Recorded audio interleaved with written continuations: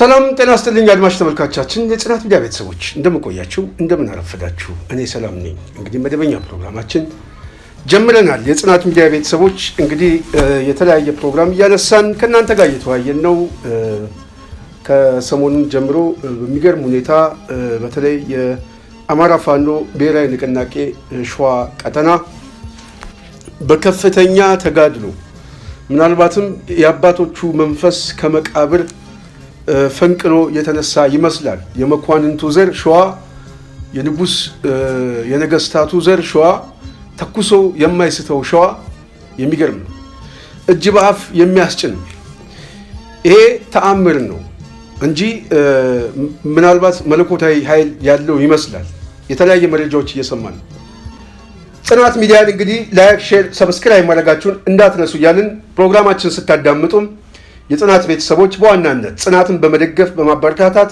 ሐሳብ አስተያየትን በመስጠት ይሄንን ፕሮግራም ወደ ሌሎቹ እንዲደርስ በማድረግ የበኩላችሁ ሚና እንድትወጡ እንጠይቃለን ትግል ነው ያዝነው ትግል በጥቂት ሰዎች ሳይሆን በተባበረ ድምጽ ነው ነፃነታችን የምናመጣው ስለዚህ በመስማታችሁ ታተርፋላችሁ ሐሳብ በመስጠታችሁ እኛን ታበረታታላችሁ እንደዚሁም ደግሞ ሰብስክራይብ በማድረጋችሁ ሐሳባችን ወደ ሌላው ሰው እንዲደርስ ታደርጋላችሁ ይሄ ራሱ አንድ የትግል ጠብታ ነው እያንዳንዱ ሰው እኛም እዚህ የምናወራው የትግል ጠብታ ስለሆነ የማንቃት ስራ የምንሰራው ወደን ሳይሆን ተገደን የትግሉ አንድ አካል ስለሆነ ስለዚህ ይሄንን ምንጊዜም አስቡ ነው የምንለው ይሄንን ካልኩኝ ወደ ዋና ፕሮግራማችን ስንገባ ዛሬም የሸዋ እንቅስቃሴ አደገኛ ነው ነገሩ እየተፋፋመ ነው እየተቀጣጠለ ነው ያገዛዙ ሰራዊት እየገባ ነው ግን አልወጣም ወደ ጭቃነት እየተለወጠ ነው አብዛኛው የሸዋ እንቅስቃሴ በማይታመን መልኩ የአባቶቹን ታሪክ እየጻፈ ነው ሸዋ ይችላል ሸዋ የሚገርም ተአምር ውስጥ ገብቷል ከዚህ ጋር የተያዘ የፖለቲካ ትንተና በተወሰነ መልኩ እናየዋለን በከፍተኛ ደረጃ የአብይ ሰራዊትን የገባውን ወደ አመድነት ቀይረውታል ስላችሁ ቀላል የማይባል ንጹሃን ደግሞ በምትኩ ጨፍጭፏል በይፋት በደራ በኤፍራታ ግድም ቀላል የማይባል ንጹሃን ተጨፍጭፏል ይሄ ማለት ግን የፋኖ ሰራዊትን መቅጠም ያቃተው ብልጽግና የትኩረት ማዕከሉ ያደረገው በቀል ስለነበረ ንጹሃንን ገበሬዎችን ህፃናትን አዛውንቶችን በመጨፍጨፍ ከህዝብ ጋር ያለውን እውነተኛ ጦርነት ሸዋ ላይ አሳይቷል ለምንድነው ሸዋ በዚህ ደረጃ ውጊያው በጣም የጠነከረው እንግዲህ ሰሞኑን እኛም የደረሰ መረጃ ወደ እናንተ ያመጣ ነው ከ23 ጊዜ በላይ በሄሊኮፕተር ልዩ ስፔሻል ፎርስ የሚለውን ኮማንዶዎችን ወደ ሸዋ አስገብቷል እሱ ብቻ ሳይሆን በዋናነት ከፍተኛ ቁጥር ያለው የእግረኛ ሰራዊት አስገብቷል በግዳጅ መኪኖችን ባሶችን በማስቆም ቁጥሩ ላይን የሚከብድ ሰራዊት አስገብቷል ያስገባው ሰራዊት ግን አልወጣም ወደ ጭቃነት ተቀየረ ወደ አመድነት ተቀየረ በብዙ ቦታ ላይ የነበረው ውጊያ በበላይነት ፋኖ አጠናቋል ለምንድነው ውጊያው በዚህ ደረጃ አገዛዙ የከበደው የሚለው በተደጋጋሚ ጊዜ ተናግረናል እውነተኛ የትግል መዋጊያ አጀንዳ የለውም አብይ አህመድ ያለው የስልጣን መዋጊያ ኮዝ ነው አብይ አህመድ አሊ የተባለ ቅዠታም ስልጣን ላይ ለመቆየት ሰው ህይወት ይክፈልልኝ የሚል ነው ዓላማው ይሄ ነው ስለዚህ ለዚህ ዓላማ የሚሞት ሰራዊት አለ ይሄ ሰራዊት ዓላማው አያውቀው የሚያውቀው ክፍያ ነው የሚሞትለት ኮዝ ግን አብይ ማዳን ይሄ የሚገባው አይደለም በፋኖ በኩል ያለው ግን ክፍያ የለውም ብቻ ሳይሆን የሚበላው ዳቦ እንኳን የለውም ህዝቡ ነው የሚሰጠው ዓላማው ግን የነፃነት ዓላማ ነው ዓላማው እውነተኛ የሆነ የአማራን ህዝብ ከገባበት ችግር ማውጣት ነው ዓላማው ከመጥፋት እንደ ህዝብ ከመጥፋት ራሱን የሚታደግበት ዓላማ ነው በዚህ ዓላማ መካከልና በክፍያው ዓላማ መካከል ያለ የውጊያ ኮዝ በጣም ይለያያል። ይሄ አንዱና የመጀመሪያው። ሁለተኛው ግን የስልጠና የብቃት የልምድ ጉዳይ ይመጣል። በፋኖ በኩል ያለው ብቃት ከመሳሪያ ጋር ያደገ ነው። ከልጅነቱ ጀምሮ ተኩሶ የማይስት ደመላሽ ስሙ ራሱ ደመላሽ እየተባለ የሚዘፈንለት የሚቀነቀንለት ነው። ካፈሙዝ ጋር ያደገ ወጣት። ስለዚህ ቦታ ለመያዝም ሮጦ ለመምታትም ኢላማውን ለመጠበቅም ፋኖ አንደኛ ነው የሚባለው ለዚህ ነው ፋኖ በጣም ውጊያው የከበዳቸው። ከፋኖ ጋር ያለው ውጊያ የከበደው አገዛዙ ለዚህ ነው። ስለዚህ ሸዋ ላይ የገባው ሰራዊት በኮንቬ ተጭኖ የገባው በአየር የገባው በሙሉ ሸዋ ላይ እየረገፈ ይገኛል። ሸዋ ላይ እጅ እየሰጠ ይገኛል ልክ እንዳባቱ። ስለዚህ አገዛዙ በዚህ ደረጃ እየተፍረከረከ ወደ አደጋ ውስጥ እየገባ እንደሆነ ሸዋ ማሳያ ነው። ዋናው ነጥብ ግን ከትላንትና ጀምሮ እኔ ሀሳቤን በስፋት ገልጫለሁ። የጽናት ሚዲያ ቤተሰብ አሁን የፋኖ እንቅስቃሴ ሽፍት ሆኗል፣ ተለውጧል። ይህንን ማመን የግድ ያስፈልጋል። የፋኖ እንቅስቃሴ ሙሉ ለሙሉ የፖለቲካና የወታደራዊ የስበት ማዕከሉ ተለውጧል። የተለወጠው ከአንድነቱ ጋር በተያያዘ እንደዚሁም አሁን እየተፈጠረ ያለው የጦርነት ቀጠናዊ ድባቦች የኃይል አሰላለፉና የትኩረት ማዕከሉም በተመሳሳይ ተለውጧል። በጣም ነው የተለወጠው። ስለዚህ የአማራ ፋኖ ብሔራዊ ንቅናቄ የትኩረት አቅጣጫውን የማይቀይር ከሆነና በቆመበት የሚቀጥል ከሆነ የፖለቲካና ወታደራዊ ኮስት ይከፍላል። ምን ማለት ነው? አሁን የብልጽግና አገዛዝ አማራ ክልል ላይ የተሰባሰበው ኃይል ማዳከም ሳልችል ወደ ቀጠናዊ አሰላለፍ ሊቀይር የሚችለው ከኤርትራ ጋር የተጋባበትን ጦርነት ለመጀመር እድሎች ይዘጉብኛል ብሎ ያስባል። ከኋላ ይመጣብኛል የሚል ስጋት አለ። በሌላ በኩል ለቤተ መንግስቱ ቅርብ የሆነው ኃይል ደግሞ እጅግ በጣም ስጋት አለ። ትላንት በስፋት ገልጨዋል። ስለዚህ የአማራ ፋኖ እንቅስቃሴ የትኩረት ማዕከል አሁን ኦህዴድ የሚያስጨንቀው የሽመልስ ቢሮ የአብይ መቀመጫ ነው። ያረጋ የሲሳይ ማን ነው የሚሉት እዚህ አካባቢ አይደለም። ስለዚህ አማራ ክልል ከዚህ በኋላ በፋኖ ቁጥጥር ስር እንደሚወድቅ ግልጽ ነው፣ አውቀውታል። ስለዚህ የውጊያ የትኩረት ማዕከሉ የአማራ ፋኖ ብሔራዊ ንቅናቄ ማዕከሉ ላይ ትኩረት ማድረግ አለበት። በሌላ በኩል ደግሞ ክልሉ ላይም የትኩረት አቅጣጫ ማድረግ አለበት። ስለዚህ ሁለት የትኩረት ማዕከል መያዝ ያስፈልጋል ብዬ አስባለሁ። አንደኛ ትላልቅ የዞን ከተሞችን በተለይ ደግሞ ባህር ዳርና ደሴን፣ ጎንደርን የትኩረት ኃይል ያደረገ የውትድርና የዘመቻ እንቅስቃሴ የግድ ያስፈልገዋል። አሁን የካቢኔው በአዴን ውስጥ ያለው ካድሬ ሁሉ እየተንጠባጠበ የሚሸሽበት ነው። ዋነኛ የትኩረት ማዕከል ግን መሆን ያለበት አዲስ አበባ ላይ ነው። ይሄ ማለት ሸዋ ላይ ማለት ነው። ስለዚህ የአማራ ፋኖ ንቅናቄ ከዚህ በኋላ ከተሸነፈ ከተመታ የሚመታው ልብ ብላችሁ አዳምጡ፣ ሸዋ ላይ ነው የሚመታው። ስለዚህ የሸዋን ኃይል ሰበር ነው ማለት የአዲስ አበባውን ኃይል በቅርብ ርቀት ያለውን ኃይል መታ ነው ማለት ነው ልናብ። ስለዚህ ሙሉ ለሙሉ የትኩረት አቅጣጫው ሸዋ ሆኗል። ይሄ ከሰሞኑ ብቻ ኔትወርክ አጥፍቶ በአየርም በምድርም ያገኘውን ሰው ለመጨፍጨፍ የገባበት የጦርነት አውድ ማሳያ ነው። ስለዚህ የትግሉ ማዕከል አሁን ሸዋ ሆኗል። የፖለቲካ ማዕከሉ ሸዋ ሆኗል። ወታደራዊ ማዕከሉ ሸዋ ሆኗል። ይህንን ቤዝ ማጠናከር ካልቻለ የሸዋ እንቅስቃሴ በከፍተኛ ደረጃ አደጋ ውስጥ ሊገባ ይችላል።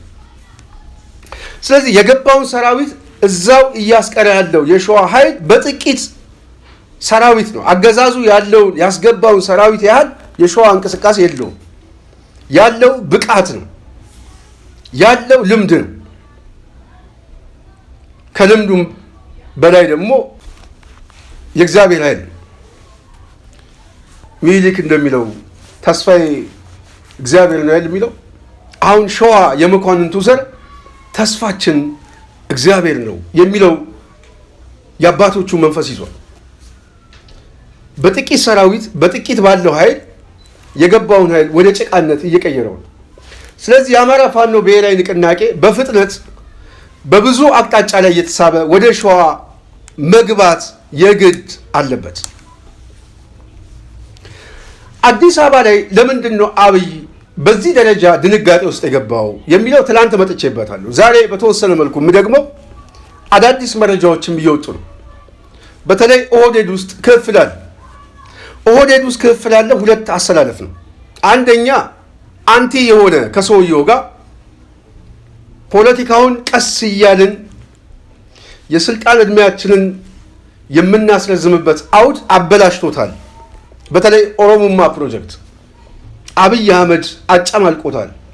ስለዚህ ይሄ ሰውዬ ዋጋ አስከፍሎናል የሚል አኩራፊ ኃይል አለ። ይሄ አኩራፊ ኃይል እጁ ውስጥም ውጭም አለ። ውጭም እጅ አለው፣ ውስጥም በተመሳሳይ። ይሄ ኃይል ድንገት ኩዴታም ሊያደርግበት ወይም ያልታሰቡ አደጋዎች ሊመጣ ይችላል፣ ምናልባትም ሊበሉኝ ይችላሉ ብሎ ስጋት አለ። በሌላ በኩል ደግሞ የታጠቁ ኃይሎች በአዲስ አበባ ቅርብ ርቀት ላይ ከሆኑ ተስበው የተወሰነ የኃይል አሰላለፍ የሚለውጡ ከሆነ ያልታሰቡ ቀጠናዊ የሆኑ ጦርነቶችም የመጀመር ዕድላቸው በጣም ሰፊ ነው። ስለዚህ አብይ በአንድ በኩል የነፃነት ታገሩ፣ በሌላ በኩል በውስጥ በኩል ያለው አንጃ ይበላኛልም ብሎ ስለሚያስብ በከፍተኛ ድንጋጤ ውስጥና አለመተማመን ውስጥ ነው። ብልጽግና እንደ ስብስብ እየፈረሰ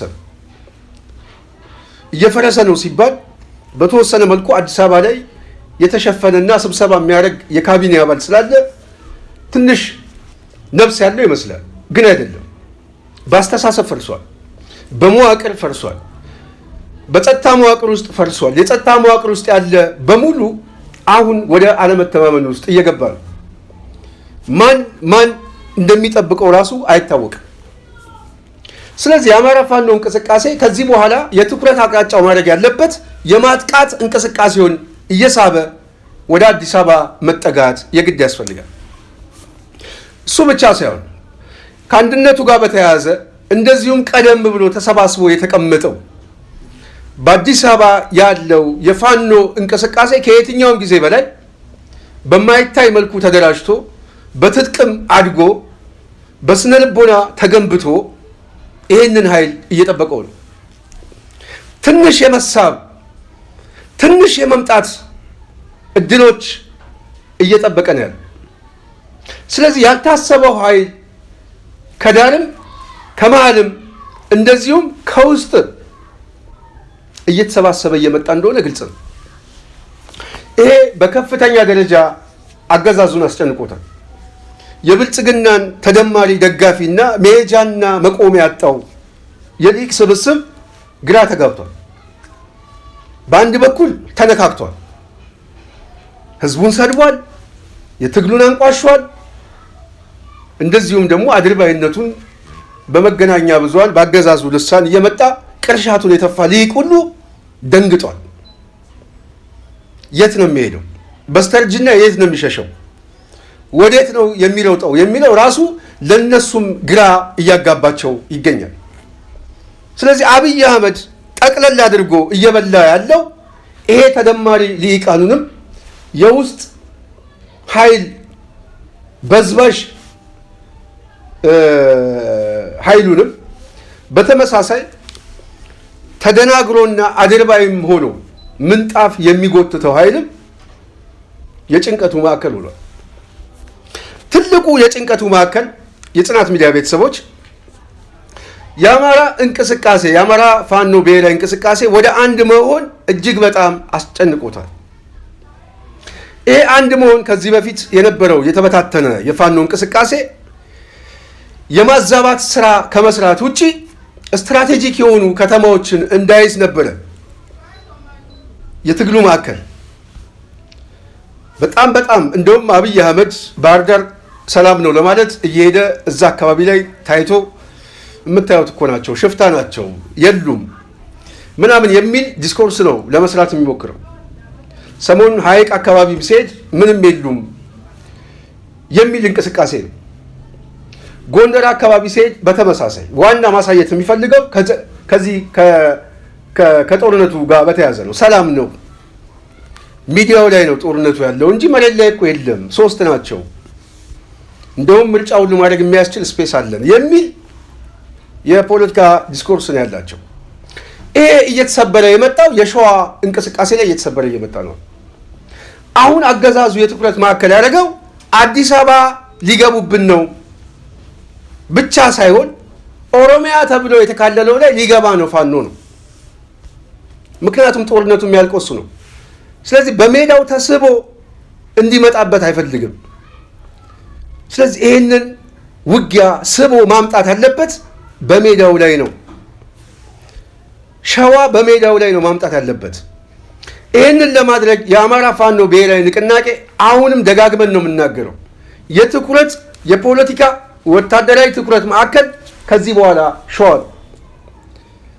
ተወደደም ተጠላም፣ ተቀበላችሁትም አልተቀበላችሁትም ይሄ ትክክለኛ የሆነ ፋክት አናሊሲስ ነው። ስለዚህ ምንድን ነው የሚደረገው?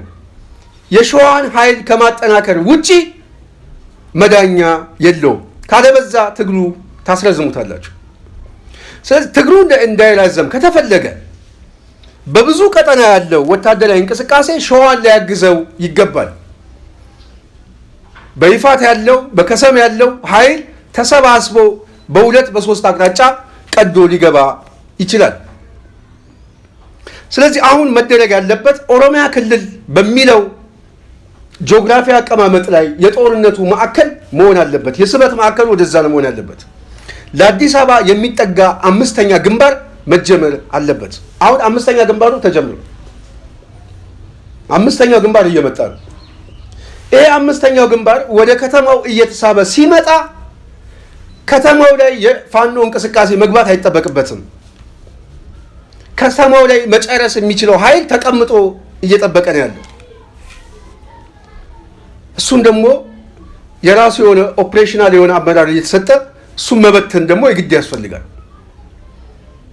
የተለያዩ ግዳጆች አሉ፣ የግዳጅ አፈጻጸሞች አሉ።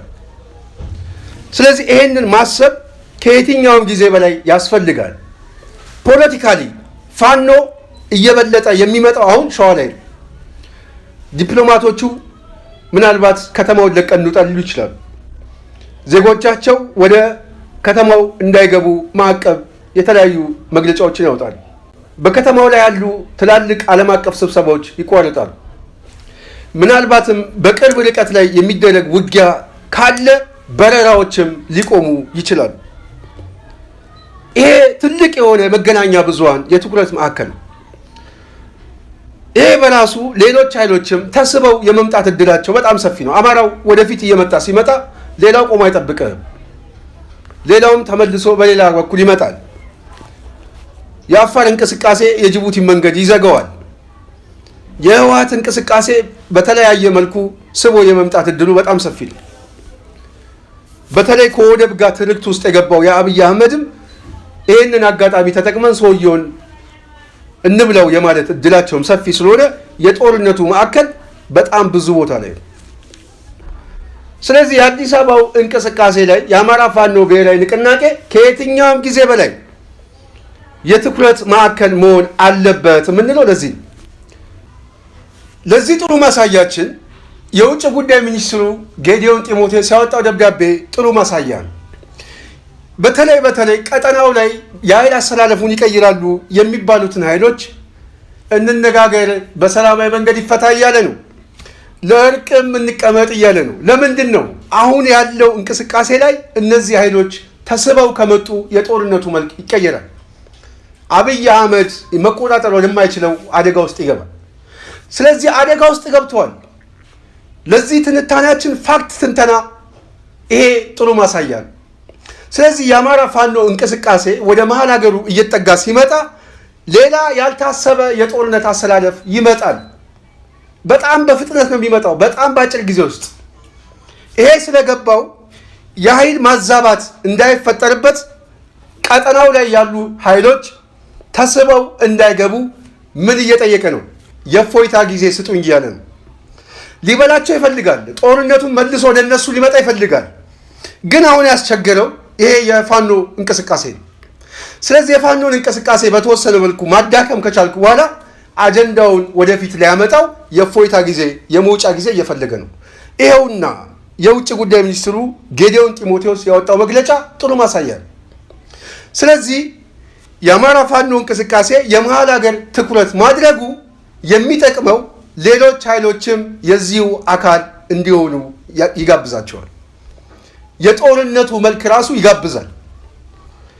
ስለዚህ ተወደደም ተጠላም ሌሎችም በዚህ የለውጥ ሂደት ውስጥ ሚናችን እንወጣ ብለው ጠብታቸውን ለማስቀመጥ የራሳቸውን አሰላለፍ ይቀይራሉ። ይሄ ፋክት ትንተና ነው። ስለዚህ የስበት ማዕከሉ አዲስ አበባ ሆኗል የምላችሁ በተጨባጭ ነው፣ በማስረጃ ነው። ጌዲዮን ጢሞቴዎስ ያወጣው መግለጫ ማሳያ ነው። ልመና ላይ ቁጭ ብለዋል። ምንጣፍ እየጎተቱ ነው። አሁን ኢሳያስ ጫማ ስር ሆነው እባክህ የእፎይታ ጊዜ ስጠን እያሉት ነው። ስለዚህ ይሄ ጥሩ ማሳያ ስለሚሆን የፋኖ እንቅስቃሴ የትኩረት ማዛባት፣ የኃይል ብልጫ፣ የአስተላለፍ ብልጫ እንደዚሁም ሌሎችን የሚጋብዝበት አውድ እጁ ላይ መጥቷል። መጠቀም አለመጠቀም የነሱ ፋንታ ነው። የትንተናው ፋክትነት ግን ማንም ሰው ሊለውጥ አይችልም። ማንም ሰው ከዚህ የተለየ ፖለቲካውን አውቃለሁ የሚል ሊቅ ከዚህ የተለየ ትንተና ካለው በተለይ በፋኖ እንቅስቃሴ ላይ እኔ ለመቀበል ዝግጁ ነኝ። ስትራቴጂክ የሆነ የኃይል አሰላለፍ ሊለውጥ የሚችለው የአዲስ አበባው የሸዋው እንቅስቃሴ ነው። ቤስት ስትራቴጂክ አናሊሲስ ያለው አሁን መሀል ሀገር ላይ ያለ የፖለቲካ እንቅስቃሴ ነው። ይሄ ማለት 3 ዓመት ሙሉ ከ2 ዓመት በላይ ክልሉ ላይ ያለው ጦርነት ባህር ዳርን የስበት ማዕከል፣ ደሴን፣ ወልዲያ የስበት ማዕከል፣ ጎንደር የስበት ማዕከል ተደርጎ ውጊያ አደርጓል። ፖለቲካሊ ግን ያመጣው ዲስኮርስ በሀገር ውስጥ ያለ የፖለቲካ ዲስኮርስ ላይ ነው የበላይነት የወሰደው እንጂ ዓለም አቀፍ የመገናኛ ብዙሃኑን አልተቆጣጠረውም። ልክ ህወሓት ላይ የነበረው ጦርነት አይደለም። ለምን? የስበት ማዕከሉ አዲስ አበባ ስላልነበረ። የህወሓት የትኩረት ማዕከል የነበረው በሰዓቱ ወደ አዲስ አበባ ስለሆነ እየመጣ የነበረው የትኩረት ማዕከሉ በከፍተኛ ደረጃ ይጨዋል። ደሴን ያዘ፣ ደብረ ታቦርን ያዘ፣ ደብረ ሲናን ያዘ፣ ኮምቦልቻን ያዘ የሚለው ዜና እየጮህ ይመጣል። አሁን የአማራው የፖለቲካው እንቅስቃሴ መሆን ያለበት አዲስ አበባን ያዘ የሚል ወይም ለአዲስ አበባ እየቀረበ ነው የሚል የፖለቲካ ጭዎት ያስፈልጋል። በተለይ ዓለም አቀፍ መገናኛ ብዙሃኑ የሚዘግበው የዜና ኢሹ የሚፈጠረው አዲስ አበባ ላይ ብዙ የስበት ማዕከል ስለሆነ በብዙ መልኩ ይህንን አምነን መቀበል የግድ ያስፈልጋል ብዬ አስባለሁ። ከሰፈር መውጣት አለብን። አሁን ከሰፈር ወጥተን ሰፊው ውቅያኖሱን ማየት አለብን። ስለዚህ ይህንን በማድረግ የአማራ ፋኖ ብሔራዊ እንቅስቃሴ በፍጥነት በሸዋ አካባቢ ላይ በጣም ኃይሉን ሊያስገባ ይገባል። በዛ ላይ ሲቪሊያን እያለቁ ነው። ሲቪሊያን በግፍ እየጨፈጨፈ ነው። አብይ አህመድ ከፋኖ ጋር መግጠም ሲያቅተው እልሁን እየተወጣ ያለው ባዛውንቶች ላይ ነው። አሁን ጦርነቱ የአብይ የጦርነት ማዕከል ንጹሃን ናቸው። የፋኖ የጦርነት ማዕከል ግን ያገዛዙ ሰራዊት ነው። ሁለቱ ኮዛቸውም ዓላማቸውም ይለያያል። ስለዚህ በፍጥነት በመግባት በሸዋ እንቅስቃሴ ራዲየስ ላይ በአዲስ አበባ ቅርብ ርቀት ላይ የትግሉን ኃይል ማፋፋም ዓለም አቀፍ መገናኛ ብዙሃንን መቆጣጠር ነው። የፖለቲካ ማዕከሉን መያዝ ነው። የዲፕሎማሲ ጫናውን መቆጣጠር ነው። ወታደራዊ የበላይነትን ማሳያት በቃ ይሄ ነው። ወታደራዊ የበላይነቱንም ማሳየት ነው። ይሄ ነው ዋና የትኩረት ማዕከል መሆን ያለበት። አሁን ጨዋታው ተለውጧል። አሁን ጌሙ ተለውጧል። ጌም ኦቨር። የጨዋታው የንድፈ ሐሳብ ትንተናም ተለውጧል። የፖለቲካ ማዕከሉ ተለውጧል። ይሄንን ወደን መቀበል አለብን። ስለዚህ አዲስ አበባ ላይ ያለው እንቅስቃሴ በሙሉ ሸዋ ላይ ያለው በተለይ የህዝብ ግንኙነት ስራ፣ የፖለቲካ ስራ፣ የአፋብን የፖለቲካ ኃይሎች በጣም በትኩረት ማቀጣጠል ያለባችሁ እዛ አካባቢ ይመስለኛል። መረጃዎች እየወጡ አይደለም። አሁን መረጃዎች እንዳይወጡ አገዛዙ ኔትወርክ ዘግቷል። እየተጠቀመ እኮ ያለው እኮ መከላከያው ብቻ ነው፣ ቴሌንም ይጠቀማል። ኔትወርክ ዘግቶ ነው ንጹሃንን እየጨፈጨፈ ያለው መረጃ እንዳይወጣ። ስለዚህ እዚህ ላይም ፎከስ መደረግ አለበት። በተለይ መረጃ የሚወጣበት መንገድ እየተፈለገ ሰዎች ይዘው እየተሻገሩ መረጃውን የሚያደርሱበት አውድ መፈጠር አለበት ብዬ አስባለሁ። ትላልቅ የፖለቲካ የንድፈ ሀሳብ ትንተናዎችን መስራት ያስፈልጋል። ስትራቴጂክ ቦታዎችን መለወጥ ያስፈልጋል። የውጊያ ሳይንሱን መቀየር ያስፈልጋል። አሁን ውጊያውን ብቻ አይደለም የምናሸንፈው፣ ፖለቲካሉም ጭምር ነው። ስለዚህ የፖለቲካ ድሎችን እያሰብን የውጊያውን ስትራቴጂ መለወጥ የግድ ያስፈልጋል። ስለዚህ የፖለቲካ አውድ የቱ ጋ ነው አገዛዙን እያፈረሰ ያለው? የትኛው ነው ስትራቴጂ የውጊያው ሂደታችን የሚለው ከማጥቃት በላይ አጥቂነት ሆኖ መምጣት ያለበት ፖለቲካዊ አጥቂነት ነው። ወታደራዊ አጥቂነት ተከታይ ሆኖ መምጣት አለበት። ስለዚህ ይህንን እኔ በስፋት እየተሰራ መመጣት አለበት ብዬ አስባለሁ። በተለይ አማራ ፋኖ ብሔራዊ ንቅናቄ የሸዋን እንቅስቃሴ የትኩረት ኃይል ማድረግ ካልቻለ መዳከም ከቻለ የሚዳከመው ሸዋ ላይ አብይ አህመድ አሁን ሁለት ዓላማ ይዞ ነው የመጣው። አንደኛው የአሰብ ውጊያ ከህወሓት ጋር ያለው ውጊያ አብሮ አያይዞታል። ሁለተኛው የአማራ ኃይሎች ውጊያ ነው። ይህንን ኃይል ማዳከም ከቻልኩኝ በተራዘመ ትግል ውስጥ እንኳን ቢሆን የጠላት ኃይል በርቀት ሆኖ ይዋጋ፣ እዛው በቀጠናው ይጨፋጨፍ የሚል ታክቲክ ይዟል። ምን ማለት ነው? ለአብይ የሚያሰጋው አዲስ አበባ ላይ ያለው ኃይል ይህንን ኃይል መምታት ከቻለ በ300 እና 400 ራዲየስ ላይ ያለው ኃይል የተራዘመ ትግል ውስጥ ይከተዋል። ወደ አዲስ አበባ የሚመጣበትን እድል እየዘጋበት ስለሆነ የሚያደርገው የወልዲያና የደሴን የባህር ዳር የትኩረት ማዕከል አድርጎ ትግሉን ያስረዝመዋል። ይሄ በራሱ ህዝቡንም አብይ አህመድ እንደ ህዝብ ነው እዛው መምታት የሚፈልገው፣ እንደ ህዝብ ማዳከም ይሆናል። የሸዋ እንቅስቃሴ ግን ከመጣ ኦሮሚያ ላይ ስለሆነ የውጊያ ማዕከሉ የትግል ሜዳውም ይቀየራል። ስለዚህ የትግል ሜዳው ሲቀየር በዋናነት ባትሉ ሲቀየር አብይ አህመድ ጭንቀት ውስጥ የሚገባው እሱ ብቻ አይደለም። በአጠቃላይ ፖለቲካዊ የሆነ የማህበረሰብ ክፍሉም አደገኛ ቅርቃር ውስጥ ነው የሚገባው። ይሄ አደጋ ውስጥ ነው የሚከታቸው። ስለዚህ ባትል ፊልዱ መቀየር አለበት። የሸዋ ቀጠና ላይ፣ የአዲስ አበባ ማዕከል ላይ፣ የኦሮሚያ የሚሉት መሬት ላይ መሆን አለበት። ይሄ ነው በቃ ይሄ ነው የጨዋታው ማዕከል።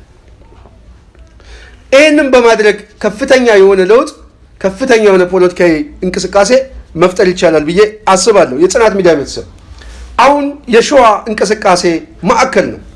የፖለቲካ ማዕከሉ ሸዋ ወስዶታል። አጠቃላይ ወታደራዊ እንቅስቃሴውን ሸዋ ወስዶታል። ዓለም አቀፍ የትኩረት ማዕከሉ ሸዋ ወስዶታል። አሁን በሸዋና በ4 ኪሎ የሚደረግ ውጊያ ነው። አለቅ ያረጋ ከበደ ቢሮ ከዚህ በኋላ ሚኒንግለስ ለአብይ አህመድ እሱ አያስጨንቀው። የሚያስጨንቀው የአዳነች ከንቲባ ጽህፈት ቤት ነው። የሚያስጨንቀው 4 ኪሎ ነው። አብይ የሚያስጨንቀው የሽመልስ ጽህፈት ቤት ነው። ኦሮሚያ የበዓል ማዕከል ነው። እሱ ያለው አዲስ አበባ ነው። ስለዚህ የአዲስ አበባ ውጊያውን ተጀምሯል ብቻ ሳይሆን በከፍተኛ ቁጥር ሰራዊት በማስገባት የፋኖ ኃይል የህይወት መስዋዕትነት እየከፈሉ ወደ ጭቃነት እየቀየሩ ነው። እዚህ ኃይል ውስጥ በመተባበር የአብይን አገዛዝ ለአንዴና ለመጨረሻ ጊዜ መቅበር የሚቻለው በዚሁ መሬት ላይ ነው፣ በጀመረው ቦታ ላይ ነው። አዲስ አበባ የሚመጣው የፋኖ ኃይል መንግስት ለመመስረትና የድል ችቦውን ለመለኮስ ብቻ ነው፣ ሌላ አይደለም። ለጭፈራ ነው የሚመጣው፣ ለመንግስት ምስረታ ነው የሚመጣው። የትጥቅ ትግሉን የሚጨርሰው ግን ኦሮሚያ የሚሉት መሬት ላይ ነው። እሱም አዲስ አበባ ግንባር እዚህ አፍንጫው ላይ። ስለዚህ ይህንን ማዕከል ማድረግ ያስፈልጋል። የሸዋ ኃይሎች በከፍተኛ ደረጃ እዛ አካባቢ ያላችሁ ሰዎች መረጃውን አውጡት።